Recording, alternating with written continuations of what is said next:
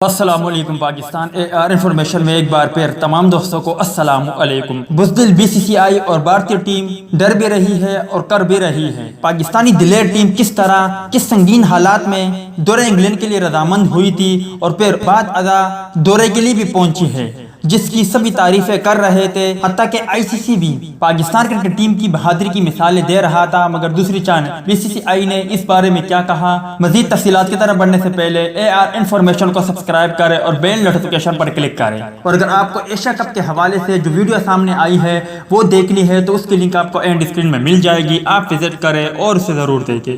بھارتی cricket board نے اپنی ٹیم دورہ آسٹریلیا کی تو تصدیق کر دی، لیکن BCCI کے 49 سالہ سربراہ سورو گنگولی نے 2 ہفتوں کے لیے قرنطینہ کے حق میں نہیں ہے۔ یاد رہے کہ تقریباً 4 مہینے تک کرکٹ کی سرگرمیاں معطل ہونے کے بعد گزشتہ ہفتے ویسٹ انڈیز اور انگلینڈ کی ٹیموں کے درمیان میچ کے ساتھ بحال ہو چکی ہے۔ ویسٹ انڈیز ٹیم 8 جولائی کو شروع ہونے والے ٹیسٹ سے قبل انگلینڈ پہنچنے پر 14 روز قرنطینہ میں رہی۔ بھارتی کرکٹ ٹیم کو دسمبر اور جنوری میں آسٹریلیا کا دورہ کرنا ہے، جہاں اسے 4 ٹیسٹ پر مشتمل سیریز کھیلنی ہے۔ بھارتی بورڈ نے بھی اب اس دورے کی تصدیق کر دی ہے، تاہم بھارتی بورڈ کے سربراہ سورو گنگولی 2 ہفتے کھلاڑیوں کو کمرے تک محدود رہنے کے حق میں نہیں ہے۔ سورو گنگولی کھلاڑیوں کو ویسٹ انڈیز ٹیم کو 14 روز کمروں میں بند رکھنے کے خلاف ہے اور کہتے ہیں کہ ویسٹ انڈیز ٹیم کو 14 دن قرنطینہ میں رہنا مایوس کن تھا۔